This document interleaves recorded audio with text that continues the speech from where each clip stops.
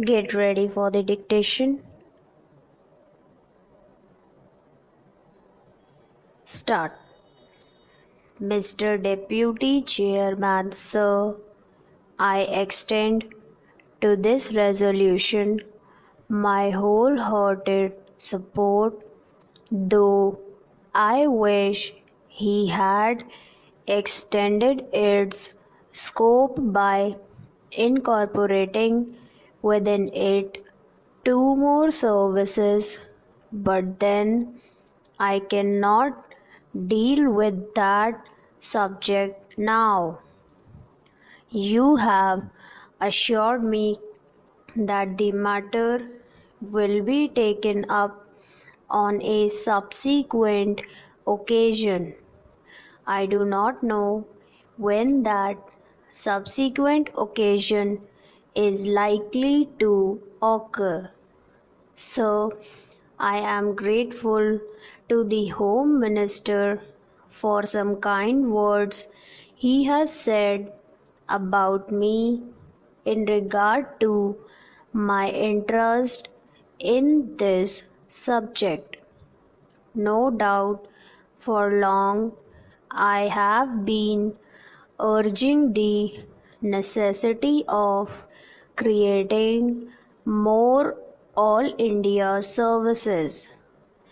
During the last 5 years or so, ever since that recommendation on the subject was made by the States Reorganization Commission, and during the last 1 year and a half, near about that time, I have been tabling resolutions on the subject twice or thrice, but they could not come up. Of course, as they say, there are higher forces that govern the destiny of things, and so far as Parliament is concerned, it is the government and the undisputed sway of the chair that govern the density of resolutions.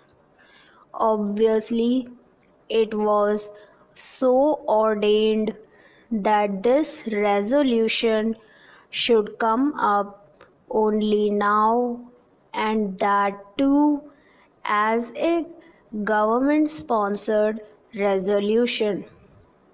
Even as it is, I welcome it most heartily and feel enthusiastic and even jubilant about it.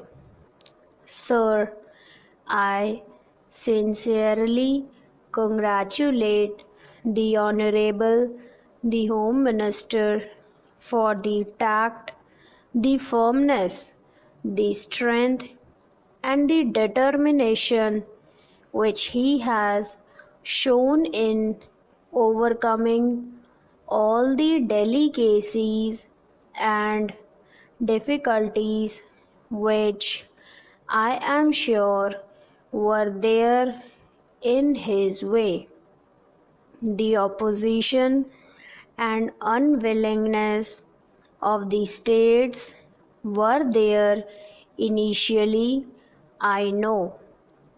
And I also know, sir, that about a year ago, when I tabled a question on this subject, the then Home Minister told us that the government would be only too glad to have more All India services, but then the handicap in their way was that the states were not agreeable to it.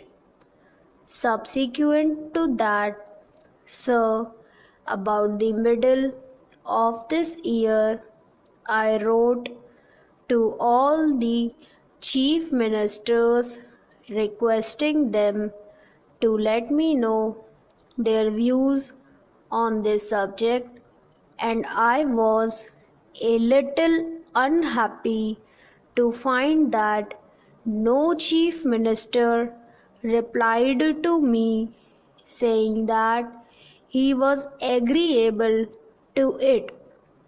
One or two of them especially said that they were against it. So all these difficulties were there in the way of the Home Minister.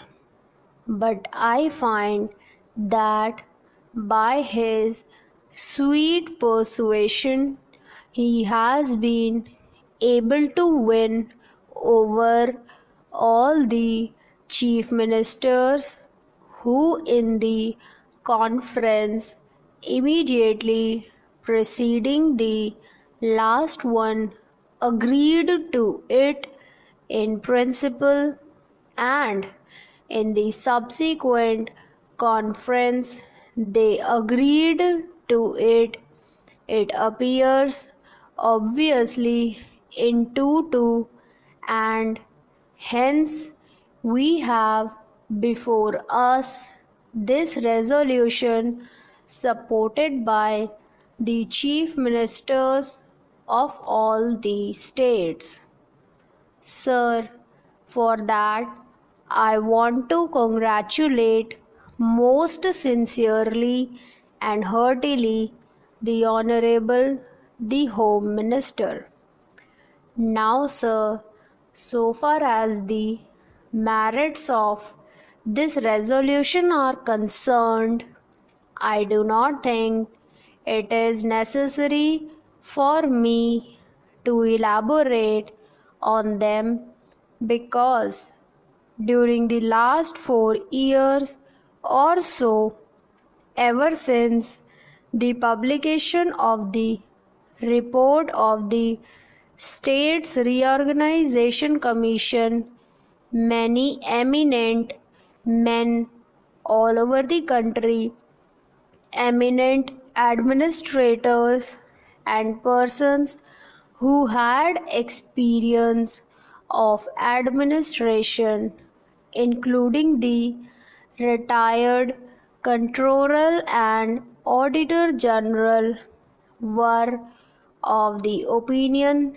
that more All India services should be created. Our Honorable the Prime Minister, as also our Vice President, have on more than one occasion expressed themselves definitely in favor of having more All India services. Last year, sir, about the month of October, when addressing the Indian Police Service officers when they were going out after having had their training for a year, he expressly said that if national integration was to be maintained, it was necessary to have more All India services. That being so, I think there is not much need for us to emphasize the necessity and the utility for having more All India services.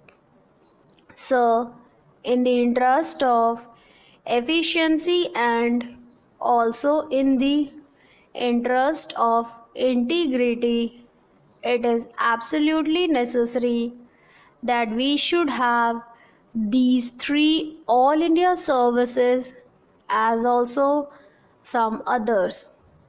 The major problem these days before us is that successful implementation of the development programs has to be carried through. It is not enough that we should have big schemes. It is not enough that we should allocate large sums for the implementation of those schemes. But it is necessary that we should have competent personnel to effectively implement our schemes so that in a short time we may be able to carry forward our country to economic prosperity all round. In the past, during the pre-independence period, we had quite a number of all India services, but then when we framed our constitution, we dispensed with the others, retaining only two. It appears to me that necessity has now arisen for reorganization of the all India services and to have more all India services.